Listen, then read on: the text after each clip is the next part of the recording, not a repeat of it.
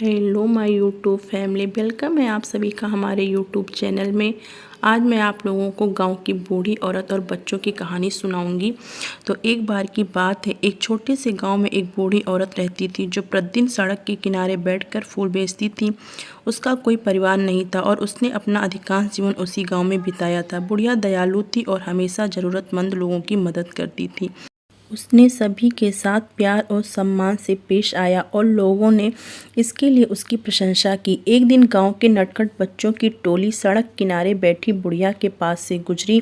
वे उसके चारों ओर इकट्ठा हो गए और उसे छेड़ने और ताने मारने लगे। उन्होंने सोचा कि बुढ़िया का मजाक बनाना और उस पर पत्थर फेंकना मज़ेदार है।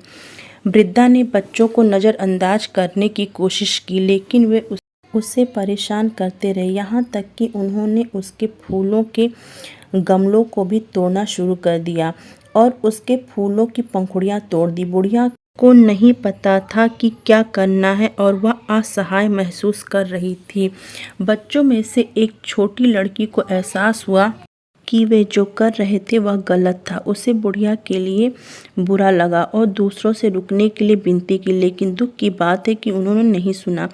छोटी लड़की ने बुढ़िया की मदद के लिए कुछ करने का फैसला किया। उसने अपने दोस्तों को इकट्ठा किया और अपनी जेब से कुछ पैसे लेकर बुढ़िया के पास वापस चली गई। उन्होंने अपने व्यवहार के लिए क्षमा मांगी और बुढ़िया से सभी फूल खरीदने की पेशकश की। बुढ़िया उनकी दया से हैरान थी और उसकी आंखों में आंसू आ गए। उन्होंने बच्चों को धन्यवाद दिया और उनके प्रस्ताव को सहर्ष स्वीकार कर लिया। उस दिन से बच्चे रोज बुढ़िया के पास जाते और फूलों के कारोबार में उसकी मदद करते।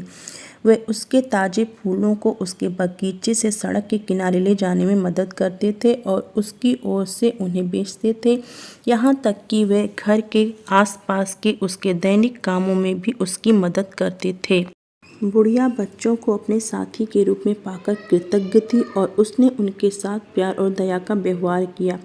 वे दोस्त बन गए और बूढ़ी औरत जल्द ही बच्चों की दादी बन गई। इस मुलाकात से बच्चों ने एक बहुमूल्य सबक सीखा। उन्होंने सीखा कि किसी को भी, खासकर बुजुर्गों को, चिढ़ाना और ताना मारना स्वीकार्य नहीं है। उन्होंने दूसरों के प्रति दयालु, सम्मानित और मददगार होने के महत्व को भी सीखा, खासकर उन लोगों के लिए जो ज़रूरतमंद हैं।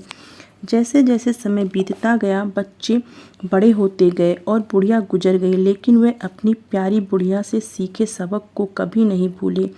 वे जहाँ भी गए प्रेम और सम्मान फैलाते रहे और गांव में दूसरों के लिए रोल मॉडल बने। कहानी का नैतिक यह है कि हम सभी को एक दूसरे के साथ सम्मान और दया का व्यवहार करना चाहिए। हमें ज़रूरतमंद लोगों की मदद करने के महत्व को स्वीकार करना चाहिए और दुनिया के बेहतर नागरिक बनने का प्रयास करना चाहिए।